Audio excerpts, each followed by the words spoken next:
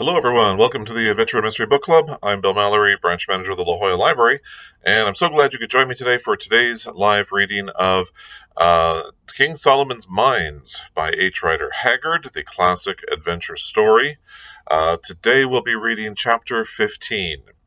So, we just finished up. The last reading that we did was a big war between the forces of the incumbent King Twala, who was cruel and who murdered people just because he wanted to. Hundreds of people dead, and the rightful king Ignacy, who has come along with there's four of them total, with our heroes Alan Quatermain, Captain Good, and Sir Henry Curtis, and he has come along, and now the last chapter that we read, he has finally defeated Twala's army, and then Sir Henry Curtis, who is a, a British nobleman of some wealth who has been funding this expedition in an effort to find his brother, who was also looking for King Solomon's mines, is was sort of described kind of a change of character in this, very sort of well-bred English gentleman of means, and now it turns out that put him in a war and give him a battle axe and give him some native raiment, and he becomes harkening back to his barbarian roots. A large man, muscular, ends up being challenged in single combat by Twala, the former king now, and for his trouble, the ex-king gets his head cut off, and Sir Henry Curtis is triumphant with his battle axe and with his armor. So that's where we are at the conclusion of a very protracted battle scene. The war that has gone on for several days now in the book uh, has now come to a conclusion.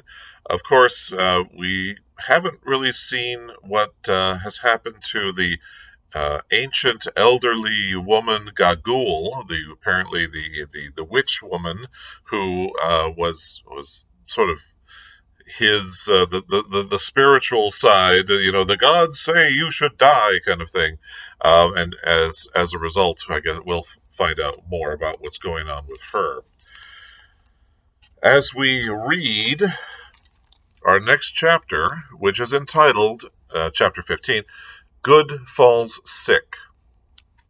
Okay. After the fight was ended, Sir Henry and Good were carried into Twala's hut, where I joined them. They were both utterly exhausted by exertion and loss of blood, and, indeed, my own condition was little better. I am very wiry, and can stand more fatigue than most men, probably on account of my light weight and long training. But this night I was quite done up, and, as is always the case with me when exhausted, that old wound which the lion gave me began to pain. Also, my head was aching violently from the blow I had received in the morning when I was knocked senseless. Although a more miserable trio than we were that evening, it could have been difficult to discover. Our only comfort lay in the reflection that we were exceedingly fortunate to be there to feel miserable, instead of being stretched dead upon the plain, as so many thousands of brave men were that night, who had risen well and strong in the morning. Somehow, with the assistance of the beautiful Fulata, who, since we had been the means of saving her life, had constituted herself our handmaiden, and especially Goods, we managed to get off the chain shirts, which had certainly saved the lives of two of us that day. As I expected, we found that the flesh underneath was terribly contussed. For though the steel links had kept the weapons from entering, they had not prevented them from bruising. Both Sir Henry and Good were a mass of contusions, and I was by no means free. As a remedy, Foulata brought us some pounded green leaves with an aromatic odor, which, when applied as a plaster, gave us considerable relief. But though the bruises were painful, they did not give us such anxiety as Sir Henry's and Good's wounds. Good had a hole right through the fleshy part of his beautiful white leg, from which he had lost a great deal of blood, and Sir Henry, with other hurts, had a deep cut over the jaw inflicted by Twala's battle-axe. Luckily, Good is a very decent surgeon, and so soon as his small box of medicines was forthcoming, having thoroughly cleansed the wounds, he managed to stitch up first Sir Henry's and then his own pretty satisfactorily, considering the imperfect light given by the primitive Kukwana lamp in the hut. Afterwards, he smeared the injured places plentifully with some antiseptic ointment, of which there was a pot in a little box, and we covered them with the remains of a pocket handkerchief which we possessed. Meanwhile, Foulata had prepared us some strong broth, for we were too weary to eat. This we swallowed, and then threw ourselves down on the piles of magnificent karosses, or fur rugs, which were scattered about the dead king's great hut.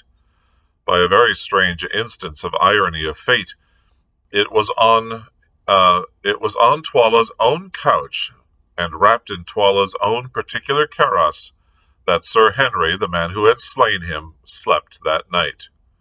I say slept, but after the day's work, sleep was difficult indeed. To begin with, in very truth, the air was full of farewells to the dying and mournings for the dead. From every direction came the sound of the wailing of women whose husbands, sons, brothers had perished in the battle. No wonder that they wailed, for over 12,000 men, or nearly a fifth of the Kukwana army, had been destroyed in that awful struggle. It was heartrending to lie and listen to their cries for those who never would return, and it made me understand the full horror of the work done that day to further man's ambition. Toward midnight, however, the ceaseless crying of the women grew less frequent, till at length the silence was only broken at intervals of a few minutes by a long, piercing howl that came from a hut in our immediate rear. This, as I afterwards discovered, proceeded from Gagool, keening over the dead King Twala. After that, I got a little fitful sleep, only to wake from time to time with a start, thinking that I was once more an actor in the terrible events of the past 24 hours. Now I seemed to see that a warrior whom my hand had set to his account, charging at me on the mountain top. Now I was once more in the glorious ring of greys, which made its immortal stand against all Twala's regiments upon the little mound, and now again I saw Twala's plumed and gory head roll past my feet with gnashing teeth and glaring eye. At last, somehow or other, the night passed away, but when dawn broke I found that my companions had slept no better than myself.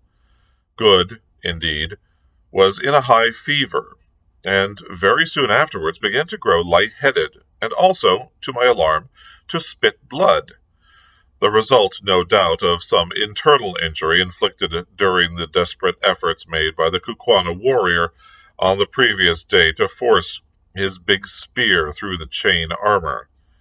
Sir Henry, however, though he was so sore and stiff he could scarcely stir, seemed pretty fresh, notwithstanding the wound on his face, which made eating difficult and laughter an impossibility.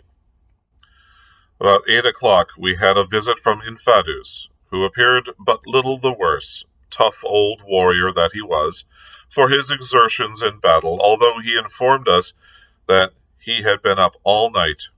He shook our hands cordially, and was delighted to see us, but much grieved at Good's condition. I noticed, however, that he addressed Sir Henry with a kind of reverence, as though he were something more than human, and, indeed, as we found out afterwards, the great Englishman was looked on throughout Kukuanaland as a supernatural being. No man, the soldiers said, could have fought as he fought, or, at the end of the day of such toil and bloodshed, could have slain Twala, who, in addition to being the king, was supposed to be the strongest warrior in the country in single combat, shearing through his bull neck at a stroke. Indeed, that stroke became proverbial in Kukuanaland, and any extraordinary blow or feat of strength was henceforth known as Inkubu's blow. Infadus told us also that all Twala's regiments had submitted to Ignacy, and that like submissions were beginning to arrive from chiefs in the outlying country. Twala's death at the hands of Sir Henry had put an end to all further chance of disturbance, for Scragga had been his only legitimate son, so there was no rival claimant to the throne left alive. I remarked that Ignacy had swum to power through blood. The old chief shrugged his shoulders. Yes, he answered, but the Kukwana people can only be kept cool by letting their blood flow sometimes. Many are killed indeed, but the women are left, and others must soon grow up to take the places of the fallen. After this, the land will be quiet for a while. Afterwards, in the course of the morning, we had a short visit from Ignacy, on whose brows the royal diadem was now bound. As I contemplated him advancing with kingly dignity, an obsequious guard following his steps, I could not help recalling to my mind the tall Zulu who had presented himself to us at Durban some months before, asking to be taken into our service and reflecting on the strange revolutions of the wheel of fortune. "Hail, O king," I said, rising. "Yes, Macumazahn, king at last, by the might of your 3 right hands," was the ready answer. All was, he said, going on well, and he hoped to arrange a great feast in 2 weeks' time in order to show himself to the people. I asked him what he had settled to do with Gagool. "She is the evil genius of the land," he answered, "and I shall kill her and all the witch doctors with her. She has lived so long that none can remember when she was not very old, and she it is who has always trained the witch hunters and made the land wicked in the sight of the heavens above." "Yet she knows much," I replied. "It is easier to destroy knowledge, Ignacy, than to gather it." "That is so," he said thoughtfully. "She, and she only, knows the secret of the 3 witches yonder, whither the great road runs, where the kings are buried and the silent ones sit." "Yes, and where the diamonds are. Don't forget thy promise, Ignacy. Thou must lead us to the mines, even if thou hast to spare Gagool alive to show the way." "I will not forget, Macumazahn, and I will think on what thou sayest." After Ignacy's visit, I went to see Good, and found him quite delirious. The fever set up by his wound seemed to have taken a firm hold of his system, and to be complicated with an internal injury. For 4 or 5 days his condition was most critical indeed. I believe firmly that had it not been for Fulata's indefatigable nursing, he must have died. Women are women all over the world, whatever their color, yet somehow it seemed curious to watch this dusky beauty bending night and day over the fevered man's couch, and performing all the merciful errands of a sick-room swiftly, gently, and with as fine an instinct as that of a trained hospital nurse. For the first night or 2 I tried to help her, and so did Sir Henry as soon as his stiffness allowed him to move. But Foulata bore our interference with impatience, and finally insisted upon our leaving him to her, saying that our movements made him restless, which I think was true. Day and night she watched and tended him, giving him his only medicine, a native cooling drink made of milk, in which was infused juice from the bulb of a species of tulip, and keeping the flies from settling on him. I can see the whole picture now as it appeared night after night by the light of our primitive lamp. Good, tossing to and fro, his features emaciated, his eyes shining large and luminous, and jabbering nonsense by the yard, and seated on the ground by his side, her back resting against the wall of the hut, the soft-eyed, shapely Kukwana beauty, her face, weary as it was with her long vigil, animated by a look of infinite compassion. Or was it something more than compassion? For 2 days we thought that he must die, and crept about with heavy hearts. Only Foulata would not believe it. He will live, she said. For 300 yards or more around Twala's chief hut, where the sufferer lay, there was silence, for by the king's order all who lived in the habitations behind it, except Sir Henry and myself, had been removed, lest any noise should come to the sick man's ears. One night, it was the 5th of Good's illness, as was my habit, I went across to see how he was doing before turning in for a few hours. I entered the hut carefully. The lamp placed upon the floor showed the figure of Good, tossing no more, but laying quite still. So it had come at last. In the bitterness of my heart, I gave something like a sob. Hush! Came from the patch of dark shadow behind Good's head. Then, creeping closer, I saw that he was not dead, but sleeping soundly with Foulata's taper fingers clasped tightly in his poor white hand. The crisis had passed, and he would live. He slept like that for 18 hours, and I scarcely like to say it for fear that I should not be believed, but during the entire period did this devoted girl sit by him, fearing that if she moved and drew away her hand, it would wake him. What she must have suffered from cramp and weariness, to say nothing of want of food, nobody will ever know. But it is a fact that when at last he woke, she had to be carried away. Her limbs were so stiff that she could not move them. After the turn had once been taken, Good's recovery was rapid and complete. It was not till he was nearly well that Sir Henry told him of all he owed Foulata and when he came to, the story of how she sat by his side for 18 hours, fearing lest by moving she should wake him. The honest sailor's eyes filled with tears.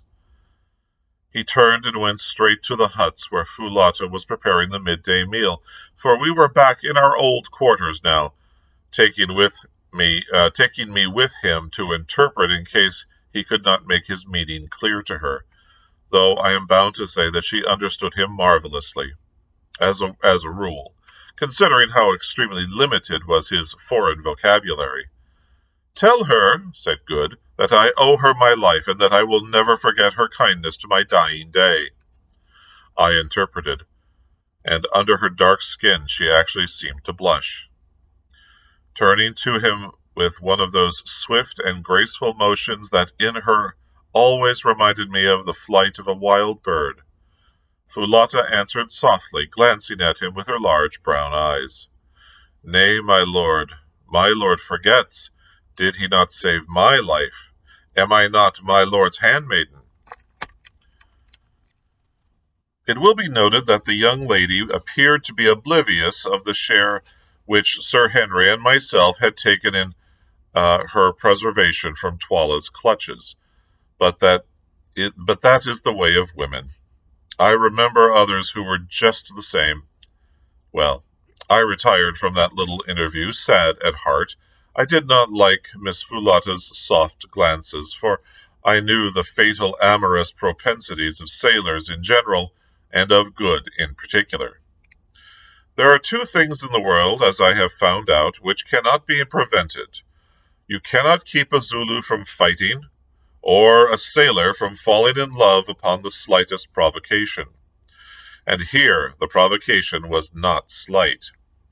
A few days after this last touching occurrence, Ignacy held his great indaba, or council, and was formally recognized as king of the Indunas, or head men of Kukuanaland.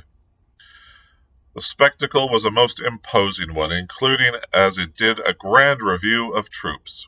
On this day, the remaining fragments of the Greys were formally paraded, and in the face of the army, thanked for their splendid conduct in the great battle. To each man the king made a large present of cattle, promoting them one and all to the rank of officers in the new corps of Greys, and then in process of formation. An order was also promulgated throughout the length and breadth of Kukuanaland that, whilst we honored the country by our presence, we three were to be greeted with the same royal salute, and to be treated with the same ceremony and respect that was by custom accorded to the king. Also, the power of life and death was publicly conferred upon us. Ignacy, too, in the presence of his people, reaffirmed the promises which he had made, to the effect that no man's blood should be shed without trial, and that witch-hunting should cease in the land. When the ceremony was over, we waited upon Ignacy and informed him that we were now anxious to investigate the mystery of the mines to which Solomon's Road ran, asking him if he had discovered anything about them. "My friends," he answered, "I have discovered this. It is yonder that Twala would have offered the girl It is yonder that the three great figures sit, who here are called the Silent Ones, and to whom Twala would have offered the girl Fulata as a sacrifice. It is there, too, in a great cave deep in the mountain, that the kings of the land are buried. There ye shall find Twala's body sitting with those who went before him. There also is a deep pit, which at some time long dead men dug out, and mayhap for the stones ye speak of, such as I have heard men in Natal tell of at Kimberley. There, too, in the place of death, is a hidden chamber, secret to all save the king and Gagool. But Twala, who knew it, is dead, and I know it not, nor know I what is in it. Yet there is a legend in the land that once, many generations gone, a white man crossed the mountains and was led by a woman to the dark chamber and shown the wealth concealed in it. But before he could take it, she betrayed him, and he was driven by the king of that day back to the mountains, and since then no man has entered the ancient place." "The story is surely true, Ignacy, for on the mountains we found the white man," I said. "Yes, we found him, and now I have promised you that if ye can come to that chamber, and the stones are there—" "The gem upon thy forehead proves that they are there," I put in, pointing to the great diamond I had taken from Twala's dead brows. "Mayhap, and if they are there," he said, "ye shall have as many as ye can take hence, if indeed ye would leave me, my brothers." "First, we must find the chamber," said I. "There is but one who can show it to thee, Gagool." "And if she will not?" "Then she must die," said Ignacy sternly. "I have saved her alive but for this. Stay, she shall choose," and calling to a messenger, he ordered Gagool to be brought before him. In a few minutes she came, hurried along by two guards, whom she was cursing as she walked. "Leave her," said the king to the guards. As soon as their support was withdrawn, the withered old bundle, for she resembled a bundle more than anything else, out of which her two bright and wicked eyes gleamed like those of a snake, sank in a heap on the floor. "What will ye with me, Ignacy?" she piped. "Ye dare not touch me. If ye touch me, I will slay you all as ye sit. Beware of my magic." "Thy magic could not save Twala, old she-wolf, and it cannot hurt us," was the answer. "Listen, I will this of thee, that thou reveal to us the chamber where are the shining stones." she piped. "None know its key but I, and I will never tell it thee. The white devil shall go hence empty-handed."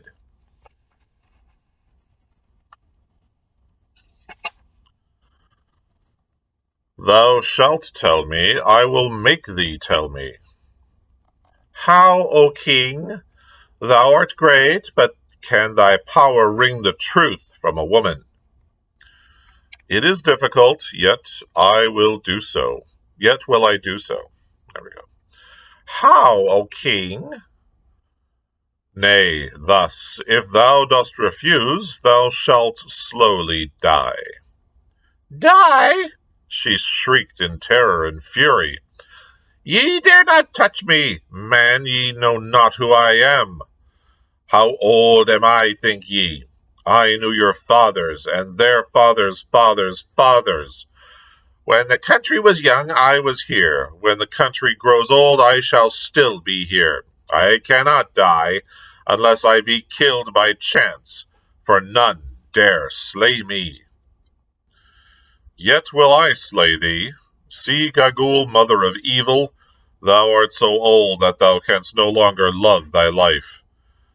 What can life be worth to such a hag as thou, who hast no shape, no form, nor hair, nor teeth, hast naught save wickedness and evil eyes?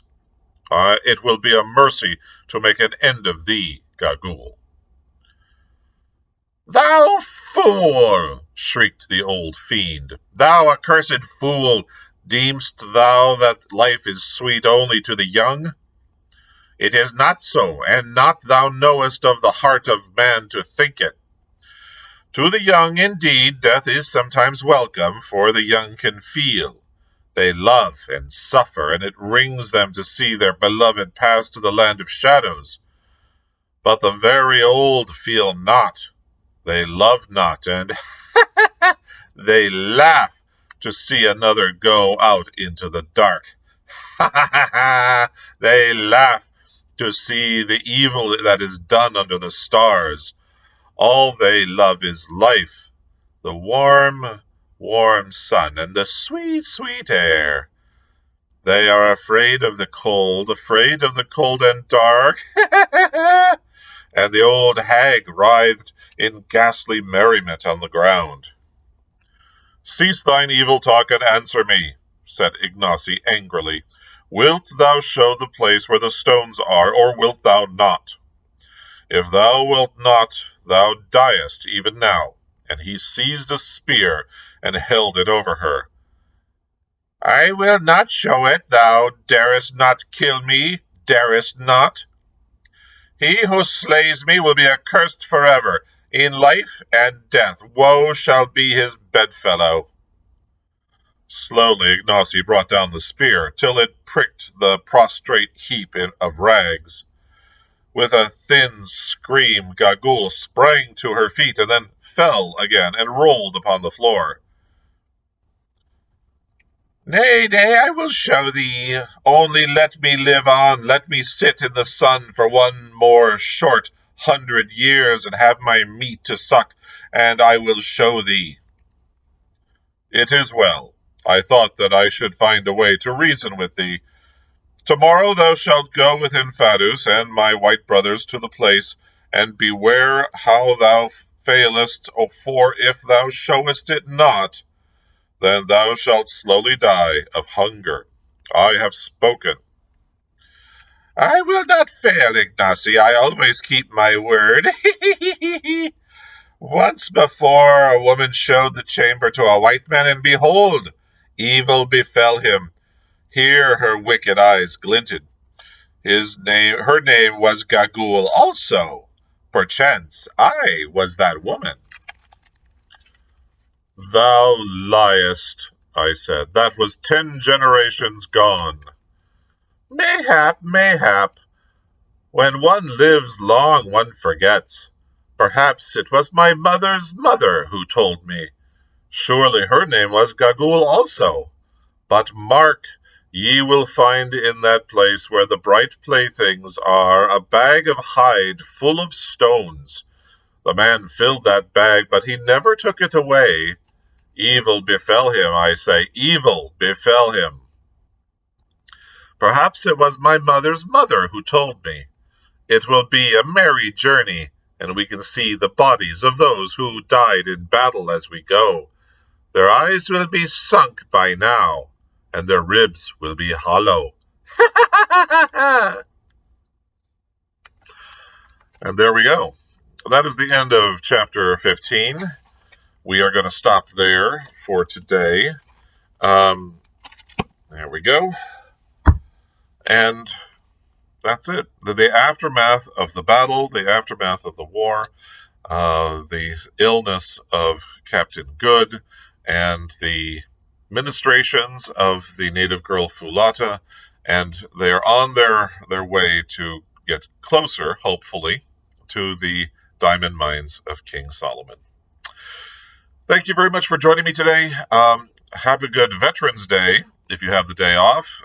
Congratulations. Libraries are closed today, but I hope you can join me again on Friday at 4 p.m. and we'll read chapter 16 of King Solomon's Mines. Thank you, everyone.